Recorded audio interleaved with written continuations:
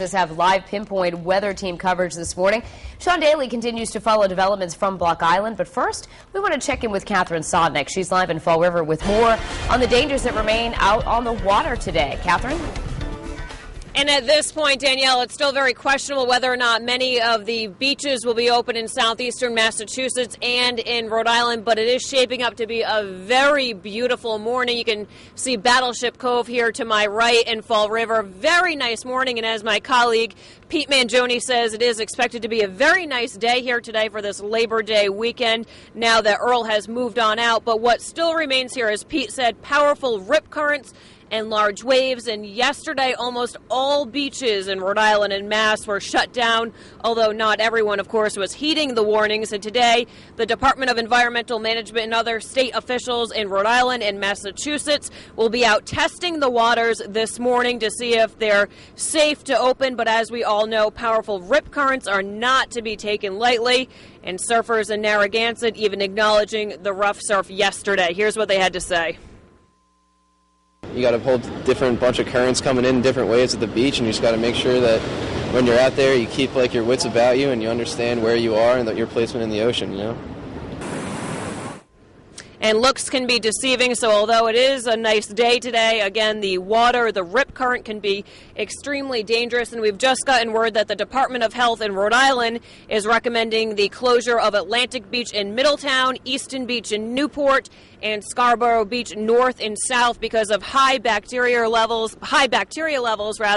And we also just came from Horseneck Beach. I talked to a Westport police officer. We don't know at this point whether or not Horseneck Beach will be open, but all the people are supposed to be going out around 7 o'clock this morning, testing the waters, and of course we'll have an update for you. But for now, we're reporting live with the Southeastern Massachusetts Mobile Newsroom from Fall River. I'm Catherine Sodnick, Eyewitness News. All right, Catherine, thanks so much for your live report this morning. And now we want to check in with Eyewitness News reporter Sean Daly. He's been live on Block Island for us for the past couple of days. But this morning, Sean, let's start off with any idea about when those ferries are going to start running again. Any word yet? Yes, there is word, Danielle. That's the news out of Block Island here this morning. I just talked to my guy who's connected with the ferry, who's been helping me for the last couple of days on these questions. And now we're told that the ferry service is resuming as scheduled. Normal service is back.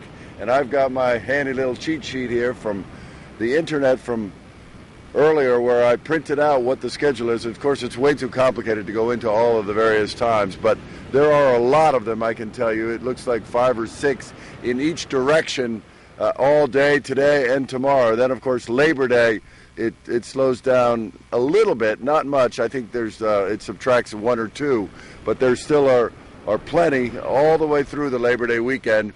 Starting now is what I've been told. I just talked to my guy 5-10 minutes ago. Danielle? I love it. I got a guy out there. All right. What about the economic? You always do. What about the economic impact of the storm? You know, obviously we saw, I think, several thousand people had left the island before the storm, but I would imagine people are probably trying to rebook and get back here to enjoy the rest of the weekend. Yes, and there were many people, in fact, talking exactly along those lines. Even as they were leaving, they were like, hey, I'm coming back because I know it's going to be okay. Back to the economic impact. What several business owners told me, and I think this squares with what we've heard on the mainland as well, namely, this was a sweet summer, way better than average. Everyone you talk to says that, knows that. It's self-evident. So, yeah, you know, you lost a day or two, but, you know, get over it. It's not that big of a deal.